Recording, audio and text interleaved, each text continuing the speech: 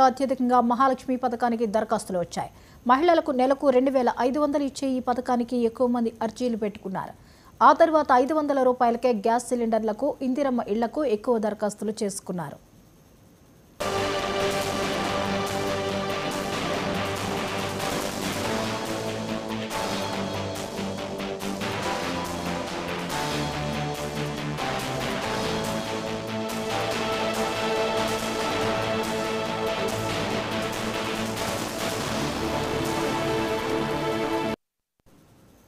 అభయహస్తం గ్యారంటీతో పాటు మరిన్ని సంక్షేమ పథకాలకు అర్జీకి అవకాశం కల్పించగా రాష్ట్ర వ్యాప్తంగా మొత్తం 1 కోటికి పైగా దరఖాస్తులు అందాయి. అందిన అర్జీల్లో దాదాపుగా అన్ని దరఖాస్తులను ఆన్లైన్లో అప్లోడ్ చేశారు. ఆన్లైన్లో నమోదు ప్రక్రియ దాదాపు తుది దశకు చేరింది. జిల్లాల వారీగా అప్లోడ్ అయిన దరఖాస్తులను పరిశీలిస్తే గ్రేటర్ హైదరాబాద్ నుంచి అత్యధికంగా 18 లక్షలకు పైగా దరఖాస్తులు ఉన్నాయి.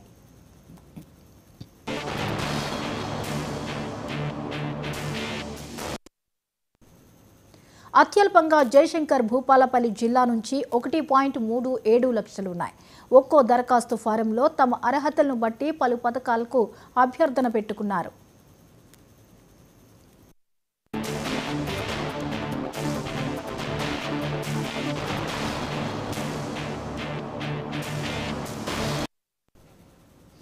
రైట్, మొత్తానికి ఈ దరఖాస్తులకు సంబంధించి పూర్తి స్పందన అయితే వచ్చినట్లుగా మనకి అర్థమవుతోంది. దీనికి సంబంధించిన మరిన్ని అప్డేట్స్ని మా ప్రతినిధి రమేష్ అందిస్తారు. రమేష్, మహాలక్ష్మి పథకానికి భారీగా అభ్యర్థనలు వచ్చినట్లుగా మనకి తెలుస్తోంది, వివరాలేంటి? రైట్ జ్యోతి, ప్రజాపాలనలో భాగంగా 6 గ్యారంటీలకు ప్రభుత్వం దరఖాస్తులు తీసుకుంది తెలంగాణ ప్రభుత్వం.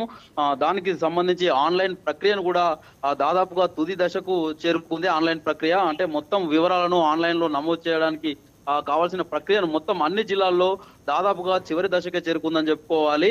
అంటే వీటిలో దరఖాస్తులో ప్రభుత్వం దగ్గర ఉన్న సమాచారం మేరకు మొత్తం మహిళలకు మహాలక్ష్మి పథకం అందిస్తామని చెప్పింది. మొత్తం 6 గ్యారంటీ స్కీముల్లో భాగంగా ఇదొకటి. దీనికి సంబంధించి మొత్తం వచ్చిన దరఖాస్తుల్లో అత్యధికంగా మహాలక్ష్మి పథకానికి వచ్చినాయని చెప్పి కూడా ఇప్పటి వరకు అధికారులు చెప్తున్న పరిస్థితి ఉంది.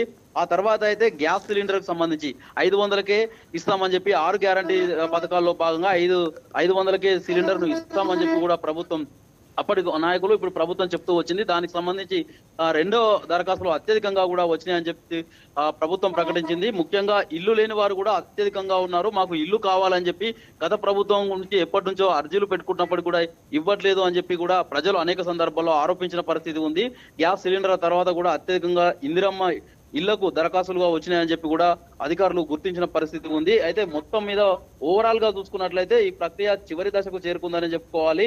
అయితే గ్రేటర్ హైదరాబాద్ కు సంబంధించి జిహెచ్ఎంసీకి సంబంధించి మొత్తం అత్యధికంగా దరఖాస్తులు వచ్చినాయి. ఆ తర్వాత జయశంకర్ భూపాలపల్లిలో స్వల్పంగా దరఖాస్తులు వచ్చినాయని చెప్పి కూడా అధికారులు చెప్తున్న పరిస్థితి ఉంది. ఇప్పటికీ 6 గ్యారంటీలకు సంబంధించి 2 అమలు చేస్తున్నారు.